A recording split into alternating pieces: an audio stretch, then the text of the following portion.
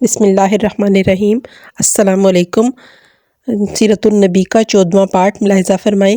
اس part میں ہم ان حضرات کے بارے میں سنیں گے جو خاندانی وجاہت کے باوجود بھی ستائے گئے۔ حضرت عثمان غنی رضی اللہ تعالیٰ عنہ۔ حضرت عثمان غنی رضی اللہ تعالیٰ عنہ جب اسلام لائے تو ان کے چچا حاکم بن ابی عاص نے ان کو رسی میں باندھ دیا اور یہ کہا کہ کیا تو نے آباء و اجداد کا مذہب چھوڑ کر ایک نیا دین اختیار کر لیا ہے؟ خدا کی قسم میں اس دین کو کبھی نہیں چھوڑوں گا اور نہ کبھی اس سے علیحدہ ہوں گا۔ حاکم نے جب یہ دیکھا کہ یہ اس دین میں اس قدر محکم اور پختہ ہیں تو چھوڑ دیا۔ حضرت زبیر رضی اللہ تعالیٰ عنہ۔ حضرت زبیر بن عوام جب اسلام لائے تو ان کے چچا ان کو بوریے میں لپیٹ کر دھواں دیتے تاکہ وہ پھر کفر کی طرف لوٹ آئیں، مگر حضرت زبیر رضی اللہ تعالیٰ عنہ فرماتے میں کبھی بھی کفر نہ کروں گا۔ حضرت سعید رضی اللہ تعالیٰ عنہ۔ حضرت عمر کے بہنوئی اور چچا زاد بھائی سعید بن زید جب اسلام لائے تو حضرت عمر نے ان کو رسیوں سے باندھا۔ حضرت خالد بن سعید رضی اللہ تعالیٰ عنہ۔ خالد بن سعید بن عاص رضی اللہ تعالیٰ عنہ جب اسلام لائے تو باپ نے اس قدر مارا کہ سر زخمی ہو گیا اور کھانا پینا بند کر دیا۔ حضرت ابو بکر رضی اللہ تعالیٰ عنہ اور حضرت طلحہ رضی اللہ تعالیٰ عنہ۔ حضرت ابو بکر صدیق رضی اللہ تعالیٰ عنہ اور حضرت طلحہ جب اسلام لائے تو نوفل بن خلید نے جو قریش کے شیر کہلاتے تھے دونوں کو پکڑ کر ایک رسی میں باندھ دیا۔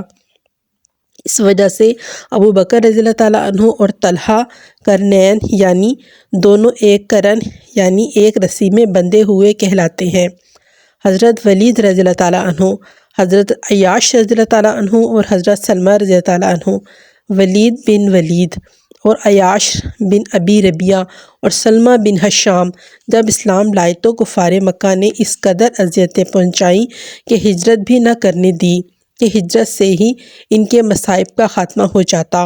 حضرت محمد صلی اللہ علیہ وآلہ وسلم مدینہ منورہ میں ان لوگوں کی مشرکین مکہ سے خلاصی اور رہائی کے لیے نام بنام صبح کی نماز میں دعا فرمایا کرتے تھے، اے اللہ ولید بن ولید اور عیاش بن ربیعہ اور سلمہ بن حشام کو مشرکین کے پنجے ظلم سے نجات دے۔ حضرت حارث بن ابی حالہ جو حضرت ختیجہ رضی اللہ تعالیٰ عنہ کے لڑکے اور حضرت محمد صلی اللہ علیہ وآلہ وسلم کے پروردہ تھے، ایک مرتبہ حضرت صلی اللہ علیہ وآلہ وسلم کو چھڑانے آئے۔ لوگوں نے ان کو تو چھوڑ دیا مگر ان کو اتنا مارا کہ شہید ہو گئے۔ اسلام کی راہ میں یہ پہلا خون تھا جس سے حرم مکہ کی وہ زمین رنگین ہوئی جہاں اللہ تعالیٰ کے بندے طواف کیا کرتے ہیں۔ حضرت ابو ذر غفاری رضی اللہ تعالیٰ عنہ۔ حضرت ابو ذر قبیلہ غفار کے نمایاں شخص تھے، دل میں صداقت کی تڑپ رکھتے تھے۔ حضرت صلی اللہ علیہ وآلہ وسلم کے دعوی نبوت کا چرچا آپ تک پہنچا، حقیقت معلوم کرنے کا شوق پیدا ہوا۔ چھوٹے بھائی انیس سے کہا مکہ معظمہ جاؤ اور تحقیق کر کے آؤ۔ انیس مکہ آئے، ملے جلے اور واپس جا کر رپورٹ دی۔ ایک صاحب ہیں، اچھی باتیں بتاتے ہیں، بری باتوں سے روکتے ہیں۔ حضرت ابو ذر مکہ میں آئے لیکن تحقیق کس سے کریں؟ جہاں نام لینا بھی مصیبت کا سر لینا تھا، لوگ مارنے اور پیٹنے کو تیار ہو جاتے تھے، وہاں راستہ کون بتاتا اور تعارف کون کراتا؟ کئی دن اسی شش و پنج میں گزر گئے۔ حضرت علی ان کو دیکھا کرتے تھے، ایک روز ان کو دیکھ کر ٹھٹکے، عطا پتہ اور مکہ آنے کا سبب معلوم کیا، اور جب مقصد معلوم ہو گیا تو آپ نے فرمایا کہ میرے ساتھ چلو، مگر اس طرح چلو کہ کسی کو معلوم نہ ہو میرے ساتھ چل رہے ہو۔ میں کوئی اندیشہ محسوس کروں گا تو چپل ٹھیک کرنے کے بہانے دیوار سے لگ کر کھڑا ہو جاؤں گا، تم آگے چلتے رہنا۔ غرض حضرت علی رضی اللہ تعالیٰ عنہ نے بڑی رازداری سے کام لیا، تب حضرت ابو بکر رضی اللہ عنہ منزل مقصود تک پہنچ سکے۔ حضرت ابو ذر کی نظر روئے انور پر پڑی، دل نے تصدیق کی کہ گوہر مراد حاصل ہو گیا۔ آپ نے اسلام کا پیغام معلوم کیا اور بقول ابو ذر وہیں کے وہیں فوراً مسلمان ہو گئے۔ ایمان کا نور تھا یا جرأت و ہمت کا فولاد جو ابو ذر کو حاصل ہوا؟ واپس ہو کر حرم کعبہ میں پہنچے۔ قریش کے کئی سردار حرم میں موجود تھے۔ حضرت ابو ذر کی نظر ان فرعون منش سرداروں پر پڑی تو جوش آ گیا۔ ایسی سیدھی راہ اور ایسی سچی بات، اور ان لوگوں نے اس کے ناکے بند کر رکھے ہیں، اور یہ محمد مجسمے صداقت و ہدایت، ان کا کوئی نام تک زبان پر نہیں لا سکتا۔ اس تصور نے جذبے کی قوت حاصل کی، چنانچہ آپ نے ان رؤساء کو خطاب کر کے فرمایا، قریش کے سردار اس جرأت کو کب نظر انداز کر سکتے تھے؟ آواز دی، اٹھ کھڑے ہو، اس بے دین کی طرف مارو اس بے دین کو۔ سب طرف سے لوگ حضرت ابو ذر پر ٹوٹ پڑے اور جاں بلب کر دیا۔ حضرت عباس جو اب تک مسلمان نہیں ہوئے تھے وہیں موجود تھے۔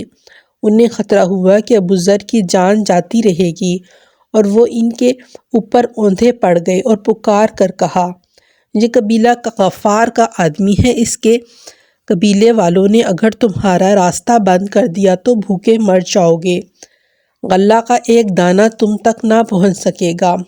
غلے کا نام سن کر لوگوں نے ان کو چھوڑا۔ اگلے روز پھر یہی ہوا۔ حضرت ابو ذر رضی اللہ تعالیٰ عنہ نے اسلام کا نعرہ بلند کیا اور قریش کے نوجوانوں نے ان کو پیٹنا شروع کیا۔ تب بھی حضرت عباس ہی کسی طرح وہاں پہنچ گئے اور یہی کہہ کر ان کو بچایا۔ الغرض اس طرح کے مظلوموں کی فہرست بہت طویل ہے، اور مظالم کی داستان اس سے بھی زیادہ طویل ہے۔ مقصد یہ ہے کہ اس طرح کے مظالم جو سوچے سمجھے منصوبے کے بموجب قریش کی طرف سے کیے جا رہے تھے، انہوں نے مکہ کی پوری فضا کو اس درجہ دہشت زدہ اور مرعوب کر دیا تھا کہ اعلان حق تو درکنار لوگوں کو حضرت صلی اللہ علیہ وآلہ وسلم کا نام نامی زبان پر لانے کی ہمت نہیں ہوتی تھی۔ حتیٰ کہ حضرت ابو ذر غفاری بعض روایتوں کے بموجب 1 ماہ تک حرم شریف میں پڑے رہے، صرف زمزم پر گزارا کیا، مگر حضرت صلی اللہ علیہ وآلہ وسلم تک نہ پہنچ سکے۔ کسی طرح حضرت علی کو اندازہ ہوا تو بڑی رازداری کے ساتھ وہ حضرت صلی اللہ علیہ وسلم کے پاس لے گئے۔ مشرک سرداروں کا مطالبہ۔ ہجرت مدینہ سے تقریباً 5 سال پہلے ایک مرتبہ مشرکین مکہ حضور صلی اللہ علیہ وآلہ وسلم کے پاس جمع ہو کر آئے، جن میں ولید بن مغیرہ، ابو جہل، عاص بن وائل، عاص بن ہشام، اسود بن عبد یغوث، اسود بن مطلب، زمہ بن اسود، نضر بن حارث وغیرہ وغیرہ بھی تھے۔ آپ سے یہ درخواست کی کہ اگر آپ سچے نبی ہیں تو اپنی نبوت کا کوئی خاص نشان دکھلائیں، اور ایک روایت میں ہے کہ یہ کہا کہ چاند کے 2 ٹکڑے کر کے دکھلاؤ۔ رات کا وقت تھا اور 14ویں رات کا چاند طلوع کیے ہوئے تھا۔ آپ نے فرمایا، اچھا اگر یہ معجزہ دکھلا دوں تو ایمان بھی لے آؤ گے؟ لوگوں نے کہا، ہاں ہم ایمان لے کر آئیں گے۔ اشارہ مبارک سے چاند 2 ٹکڑے ہو گیا۔ حضور صلی اللہ علیہ وسلم نے حق جل شانہ سے دعا کی اور انگشت مبارک سے چاند کی طرف اشارہ فرمایا۔ اسی وقت چاند کے 2 ٹکڑے ہو گئے، ایک ٹکڑا جبل ابی قبیس پر تھا اور دوسرا ٹکڑا جبل قیقان پر تھا۔ دیر تک لوگ حیرت سے دیکھ رہے تھے۔ حیرت کا یہ عالم تھا کہ اپنی آنکھوں کو کپڑے سے پوچھتے تھے اور چاند کی طرف دیکھتے تھے تو صاف 2 ٹکڑے نظر آتے تھے۔ حضور صلی اللہ علیہ وسلم اس وقت یہ فرما رہے تھے، اشہدو اشہدو، اے لوگو گواہ رہو، اے لوگو گواہ رہو۔ عصر اور مغرب کے درمیان جتنا وقت ہوتا ہے اتنی دیر چاند اسی طرح رہا اور اس کے بعد پھر ویسا ہی ہو گیا۔ مشرکین مکہ نے کہا کہ محمد تو نے جادو کر دیا ہے، تم باہر سے آنے والے مسافروں کا انتظار کرو اور ان سے دریافت کرو، کیونکہ یہ ناممکن ہے تمام لوگوں پر جادو کر دیں۔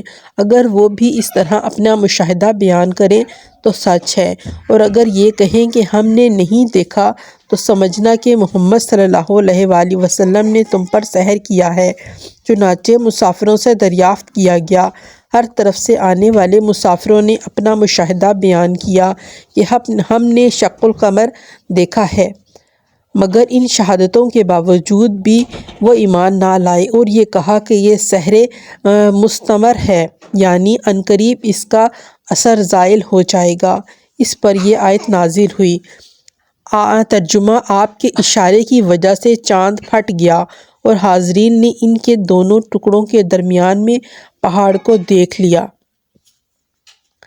علماء نے فرمایا ہے کہ شق القمر ایسا معجزہ ہے کہ سابقہ انبیاء علیہ السلام کے تمام معجزات میں سے کوئی معجزہ اس کی برابری نہیں کر سکتا، کیونکہ اس کا تعلق عالم سماوی سے ہے، جو کہ اس عالم ارضی سے بالکل خارج ہے۔